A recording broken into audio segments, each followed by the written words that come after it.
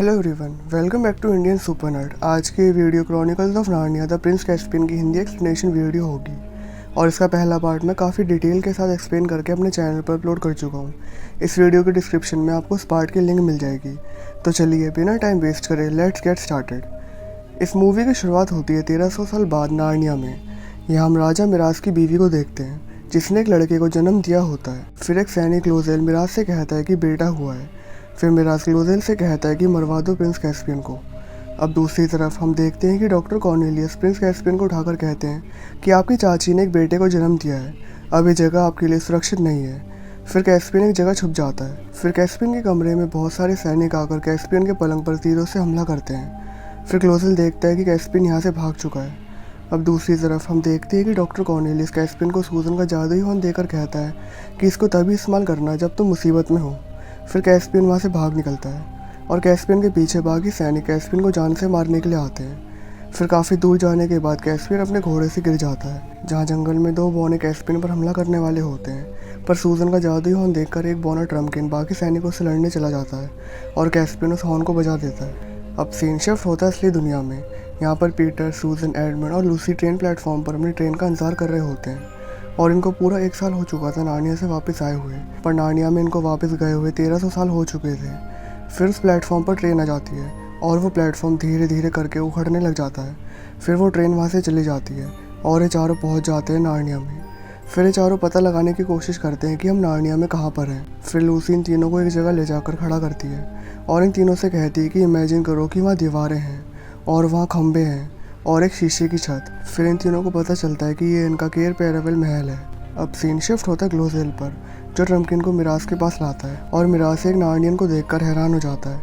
फिर थोड़ी देर बाद टेलमरीन्स के राजाओं की बैठक होती है जहाँ पर एक राजा सोपेस्पियन मिराज से कहता है कि ये बड़ी अजीब बात है, प्रिंस कैस्पियन जो इस गद्दी के असली हकदार हैं वो उसी रात गायब हो जाते हैं जिस दिन आपकी बीवी एक लड़के को जन्म देती है।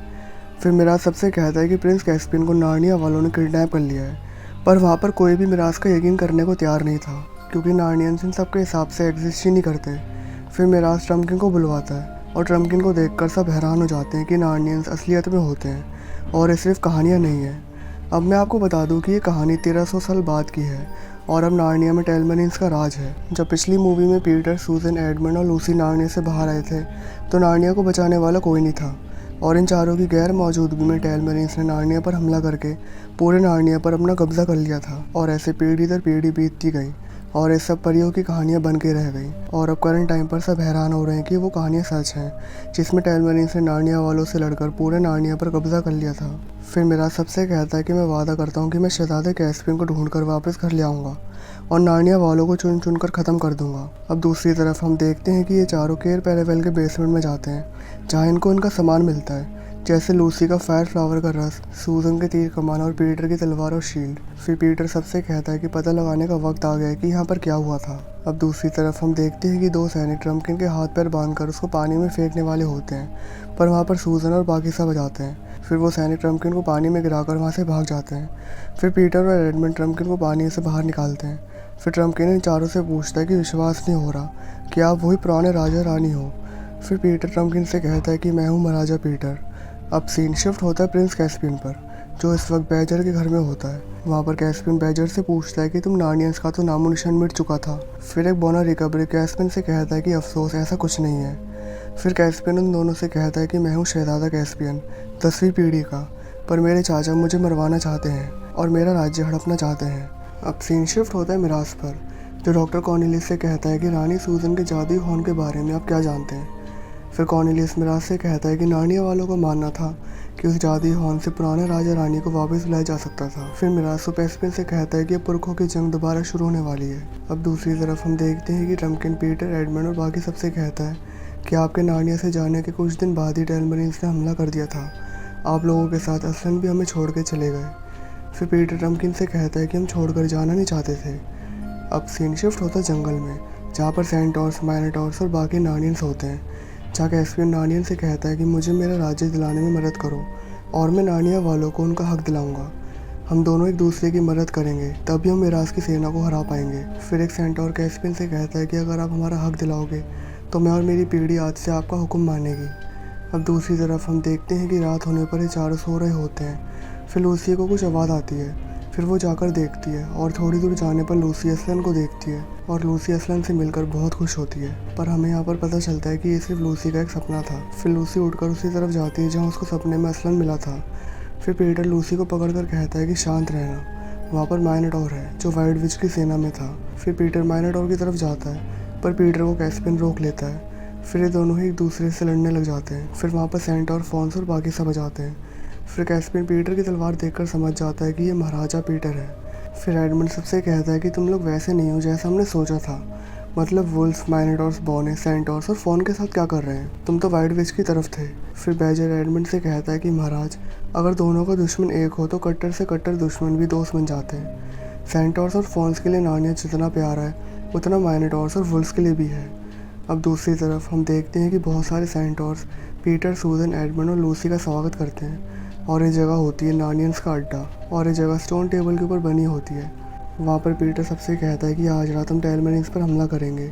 लूसी आधी सेना के साथ यहीं पर रहेगी और आधी सेना सूजन, एडमंड, कैस्पियन और मेरे साथ जाएगी।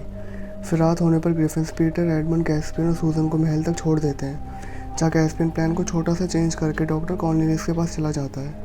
फिर डॉक्टर कॉर्नेलियस कैस्पियन से कहते हैं कि मैंने आपको यहाँ से इसलिए नहीं भगाया था कि आप वापस यहीं पर आ जाओ।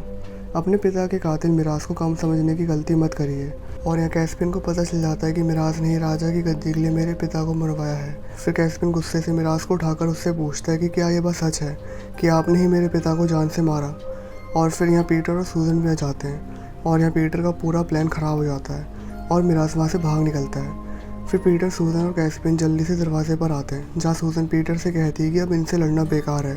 पर पीटर सूजन की कोई बात नहीं सुनता और अपनी सेना के लिए दरवाज़ा खोलने की कोशिश करता है, जो महल के बाहर सिग्नल का इंतजार कर रही थी। फिर सूजन और कैस्पियन भी पीटर की मदद करने लग जाते हैं। फिर एडमंड अपनी सेना को सिग्नल करता है। फिर पीटर की पूरी सेना महल की तरफ बढ़ती है और फिर सेंटोर्स, फॉन, माइनोटॉर महल में घुस जाते हैं और टेलमेरिन्स और नार्नियंस के बीच में लड़ाई शुरू हो जाती है। फिर मिराज अपने सैनिकों से कहता है कि उस दरवाजे को बंद करवा दो। फिर वो दरवाज़ा जिसमें से ये महल के अंदर आए थे बंद होने वाला होता है, पर एक माइनोटॉर अपनी सेना के लिए वो दरवाज़ा बंद होने से रोक लेता है। फिर पीटर अपनी सेना से कहता है कि वापस जाओ, हमें वापस जाना होगा, हमारे पास टाइम नहीं है, सब वापस जाओ। फिर पीटर की सेना पीछे हट जाती है और सूजन एक सेंटोर के साथ वहाँ से निकल जाती है। फिर कैस्पियन डॉक्टर कॉर्नेलियस को भी अपने साथ ले आता है और पीटर कैस्पियन के साथ वहाँ से निकल जाता है। फिर वो माइनोटॉर गिर जाता है और पीटर की आधी सेना महल के अंदर फंस जाती है। फिर सारे सेंटोर पीटर से कहते हैं कि अपने आप को बचाइए। फिर कैस्पियन पीटर से कहता है कि पुल बंद हो रहा है। फिर पीटर जल्दी से पुल बंद होने से पहले वहाँ से निकल जाता है और एडमंड भी ग्रिफिन्स के साथ महल से सुरक्षित बाहर आ जाता है। फिर ये सब वापस आ जाते हैं, जहाँ लूसी पीटर से पूछती है कि क्या हुआ। फिर यहाँ पीटर और कैस्पियन के बीच में थोड़ी बहस हो जाती है। फिर कैस्पियन वहाँ से चला जाता है, जहाँ अंदर रिकवरी कैस्पियन से कहता है कि अगर तुम्हें अपने चाचा मिराज को हराना है तो मैं तुम्हारी मदद कर सकता हूँ। फिर रिकवरी कैस्पियन को स्टोन टेबल के पास लाता है, जहाँ पर एक चुड़ैल और एक वेयरवुल्फ होते हैं। फिर वो चुड़ैल ज़मीन पर अपनी छड़ी मारती है और वहाँ पर बर्फ़ बनने लग जाती है और उस बर्फ़ के अंदर होती है वाइट विच की आत्मा। फिर वो वाइट विच कैस्पियन से कहती है कि मैं मिराज को हराने में तुम्हारी मदद कर सकती हूँ, पर मुझे आज़ाद होने के लिए इंसान के खून की बूंद चाहिए। फिर वो चुड़ैल कैस्पियन का हाथ काट देती है। फिर वहाँ पर पीटर और एडमंड आ जाते हैं और एडमंड उस वेयरवुल्फ को जान से मार देता है और पीटर उस चुड़ैल को और ट्रम्किन रिकब्रिक को। फिर एडमंड उस वाइट विच की दीवार को अपनी तलवार से पूरा तोड़ देता है। अब दूसरी तरफ हम देखते हैं कि कैस्पियन के धोखा देने की वजह से मिराज को टेलमेरिन्स का महाराजा घोषित कर दिया जाता है और सारे राजा और उनकी सेनाएं अब मिराज के अंडर आ जाती हैं। अब दूसरी तरफ एडमंड पीटर से कहता है कि बाहर चलकर देखो। फिर पीटर और बाकी सब बाहर जाकर देखते हैं कि टेलमेरिन्स यहाँ पूरी तैयारी के साथ आ चुके होते हैं। फिर पीटर प्लान बनाता है कि सूजन और लूसी जाकर असलन को ढूंढेंगे ताकि हमारी मदद हो सके और टेलमेरिन्स को हम यहीं पर रोकने की कोशिश करेंगे। फिर कैस्पियन पीटर से कहता है कि मिराज भले ही तानाशाह है पर वो बादशाह भी है। फिर कैस्पियन पीटर को अपना प्लान बताता है। फिर थोड़ी देर बाद एडमंड टेलमेरिन्स के पास जाता है, जहाँ वो सारे राजा और मिराज से कहता है कि महाराजा पीटर टेलमेरिन्स के महाराजा मिराज को सिंगल तलवारबाजी की चुनौती देते हैं ताकि मासूमों का खून और न बहे और महाराजा मिराज और महाराजा पीटर के बीच का मुकाबला सिर्फ एक के मरने पर ही ख़त्म होगा। जो हार गया उसको सरेंडर करना पड़ेगा। फिर मिराज एडमंड से कहता है कि पर मैं तुम्हारी ये शर्त क्यों स्वीकार करूं जब मेरी सेना तुम्हारी सेना को पल में ही साफ करेगी। फिर एडमंड मिराज से कहता है कि आप हमें कम समझने की गलती ना करें। एक हफ्ते पहले आपको लगता था कि नार्नियंस ख़त्म हो चुके हैं और आप अपनी उम्र से आधी उम्र के तलवारबाज से लड़ने से मना कर रहे हैं। फिर मिराज एडमंड से कहता है कि ऐसा कुछ भी नहीं है। अपने भाई के लिए दुआ करो वो मेरे हाथों मारा ना जाए। अब दूसरी तरफ हम देखते हैं कि सूजन और लूसी को जंगल में असलम को ढूंढने के लिए भेज दिया जाता है। फिर थोड़ी देर बाद पीटर और एडमंड लड़ाई के मैदान की तरफ जाते हैं, जहाँ पीटर और मिराज के बीच में तलवारबाजी शुरू होती है। दोनों एक दूसरे को कड़ी टक्कर देते हैं और दूसरी तरफ सूजन देखती है कि टेलमरीन्स हमारे पीछे आ रहे हैं। फिर सूजन लूसी को आगे अकेले भेज देती है और उन टेलमरीन्स का सामना करने के लिए अकेली रुक जाती है। फिर वहाँ पर कैस्पियन आकर सूजन को बचा लेता है और अपने साथ वापस ले आता है। फिर मिराज और पीटर दोनों 1 मिनट के लिए आराम करने के लिए रुक जाते हैं। फिर मिराज ग्लोसेल से कहता है कि अगर मैं कमज़ोर पड़ जाऊं तो पीटर को जान से मार देना। फिर इन दोनों के बीच दोबारा मुकाबला शुरू होता है और इस बार पीटर मिराज पर भारी पड़ जाता है और फिर पीटर मिराज को बुरी तरह हरा देता है। फिर पीटर अपनी तलवार कैस्पियन को देता है ताकि वो अपने पिता की मौत का बदला ले सके, पर कैस्पियन मिराज की जान बख्श देता है। फिर कैस्पियन मिराज को उठाने के लिए आता है और सूजन के तीर से मिराज को जान से मार देता है। फिर कैस्पियन अपने सैनिकों से चिल्लाकर कहता है कि गद्दारी, नार्नियंस ने हमारे महाराजा को जान से मार दिया। फिर ग्लोसेल टेलमरीन्स की आधी सेना को हमला करने के लिए बोलता है और वो बहुत तेज़ी के साथ पीटर और नार्नियंस की तरफ आते हैं। फिर कैस्पियन और सेंटोर सारे नार्नियंस से कहते हैं कि हमला करो। फिर कैस्पियन और बाकी सब ज़मीन के नीचे से आगे बढ़ते हैं और सारे खंभे तोड़ देते हैं, जिससे वहाँ की ज़मीन कमज़ोर हो जाती है और टेलमरीन्स ज़मीन के अंदर गिर जाते हैं। फिर सूजन, बॉने और फॉन्स तीर चलाते हैं जो टेलमरीन्स को लगते हैं। फिर पीटर और एडमंड सामने से हमला कर देते हैं और ज़मीन के बाहर कैस्पियन और बाकी सेना टेलमरीन्स पर पीछे से हमला कर देती है। अब दूसरी तरफ लूसी एक टेलमरीन से बचकर भाग रही होती है। फिर लूसी के सामने असलन आ जाता है जो उस टेलमरीन पर हमला कर देता है, पर असलन उस टेलमरीन को छोड़ देता है। फिर लूसी असलन के पास आ जाती है। फिर असलन सारे पेड़ों को चलने का हुक्म दे देता है। अब सीन शिफ्ट होता है लड़ाई के मैदान में, जहाँ पर टेलमरीन्स नार्नियंस पर बहुत भारी पड़ रहे थे। फिर अचानक से वहाँ पर मौजूद सारे पेड़ चलने लग जाते हैं। फिर टेलमरीन एक गुलेल से एक पेड़ को गिरा देते हैं।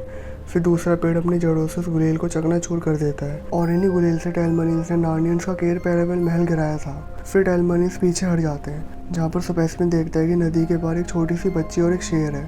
फिर कैस्पियन आगे बढ़ता है और फिर असलन बहुत ज़ोर से दहाड़ता है और असलन की दहाड़ के बाद एक रिवर गॉड जाग जाता है और कैस्पियन और आधे टेलमरीन्स को जान से मार देता है और जो बचे हुए टेलमरीन्स थे वो नार्नियंस के आगे सरेंडर कर देते हैं और कैस्पियन बन जाता है टेलमरीन्स का असली महाराजा। और अब पीटर, सूजन, लूसी और एडमंड के वापस जाने का वक्त हो चुका था। फिर असलन इन चारों से कहता है कि पीटर और सूजन अब कभी नार्निया नहीं आ पाएंगे, ये जो सीखने आए थे वही सीख चुके हैं। फिर असलन इन चारों को सुरक्षित इनकी दुनिया में भेज देता है, जहाँ इनकी लाइफ वहीं से स्टार्ट होती है जहाँ ख़त्म हुई थी, एक ट्रेन के प्लेटफॉर्म पर, और ये मूवी ख़त्म हो जाती है। तो आप मुझे नीचे कमेंट करके बताइए कि आपको इस मूवी का एक्सप्लेनेशन कैसा लगा। तो चलिए मिलते हैं आपसे लास्ट पार्ट में, तब तक के लिए good bye, take care and thanks for watching.